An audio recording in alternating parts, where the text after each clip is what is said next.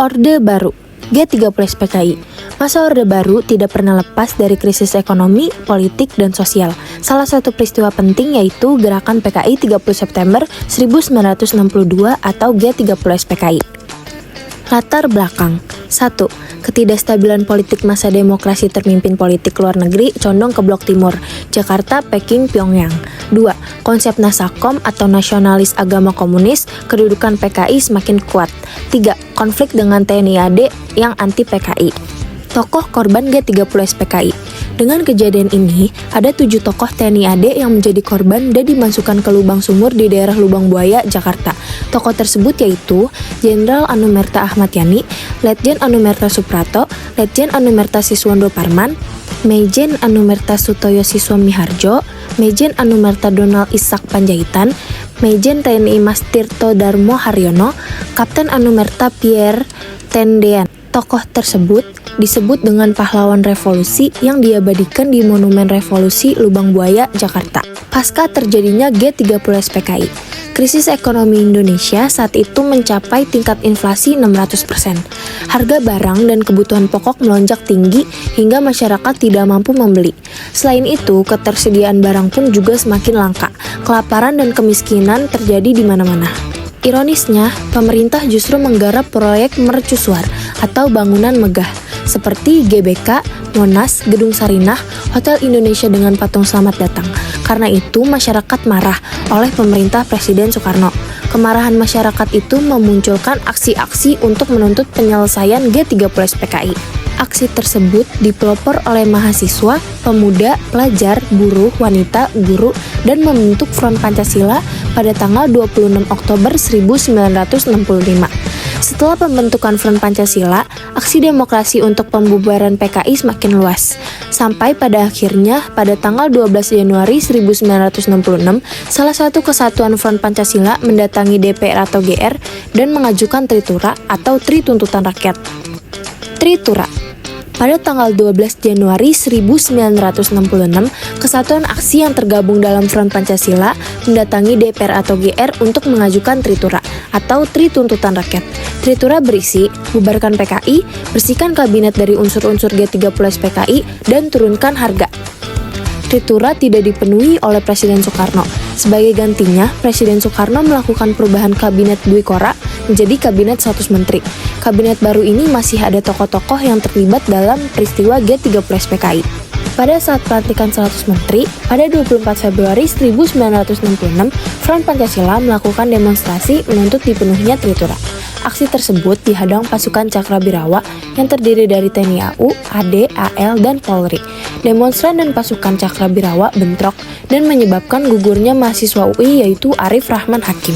Presiden Soekarno membubarkan KAMI atau Kesatuan Aksi Mahasiswa Indonesia, membuat masyarakat menurunkan kepercayaannya kepada Presiden dan memperparah krisis politik yang terjadi.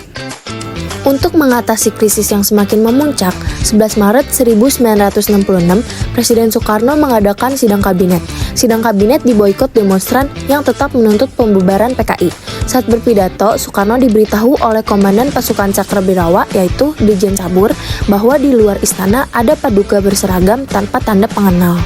Karena keadaan sudah tidak aman, Soekarno meninggalkan sidang dan langsung pergi ke Istana Bogor menggunakan helikopter bersama dengan Perdana Menteri 1 yaitu Dr. Subandrio dan Wakil Perdana Menteri 3 yaitu Dr. Chairul Saleh. Sidang ditutup oleh Wakil Perdana Menteri 2 yaitu Dr. J. Lemena. Ia menyusul ke Bogor menggunakan mobil.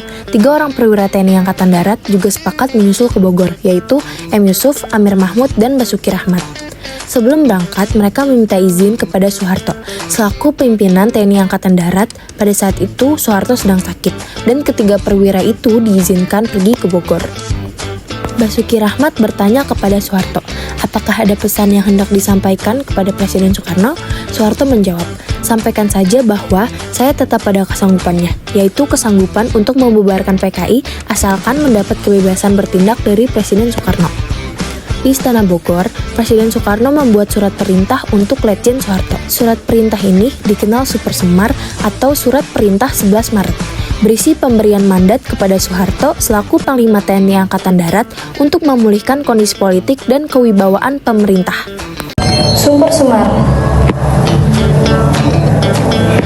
Dualisme kepemimpinan nasional antara Soekarno dan Soeharto merupakan situasi politik yang terjadi di Indonesia pada era 1966 sampai 1967. Latar belakangnya, dualisme kepemimpinan nasional muncul setelah peristiwa 23 PPKI pada 1965 yang menimbulkan ketidakstabilan politik di Indonesia. Gejolak ini memicu ketidakjelasan. Di sini ada tokoh-tokoh kuncinya, Soeharto Presiden pertama Indonesia dan ada Soeharto Jenderal yang kemudian menjadi Presiden kedua Indonesia. Dualisme kepemimpinan, Soekarno tidak lagi memiliki kewenangan penuh setelah MPRS mencabut sebagai presiden seumur hidup. Soeharto menerima sumber semar dari Soekarno dan mengambil alih kepemimpinan sehari-hari. Krisis politik, dualisme ini menimbulkan pertentangan politik di masyarakat. Munculnya kubu pendudukan Soekarno dan Soeharto, ketegangan politik dan perpecahan di masyarakat mengancam stabilitas politik. Penyelesaian, Kabinet Ampera dibentuk untuk menyelesaikan dualisme kepemimpinan dan mengembalikan stabilitas politik. Dualisme berakhir ketika Soekarno secara resmi dicopot sebagai presiden dan Soeharto mengambil alih kepemimpinan. Dualisme kepemimpinan nasional antara Soekarno dan Soeharto mencerminkan proses transisi politik yang signifikan dalam sejarah Indonesia di mana krisis politik dan perubahan kepemimpinan terjadi.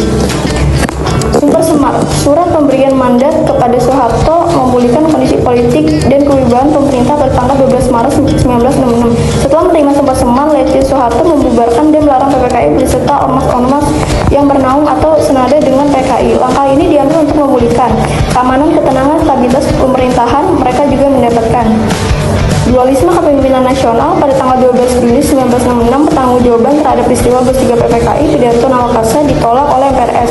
Awal Juli 1966, pendudukan Soekarno sebagai mandatar MPRS diberi mandat untuk memberikan kabinet baru yaitu Kabinet Ampera 28 Juli 1966. Tugas utama menciptakan stabilitas politik ekonomi, program memperbaiki standar dan pangan. Dualisme kepemimpinan nasional menimbulkan pertentangan politik dalam masyarakat. Muncul pendukung Soekarno, muncul pendukung Soeharto, membayangkan persatuan dan kesatuan bangsa Indonesia.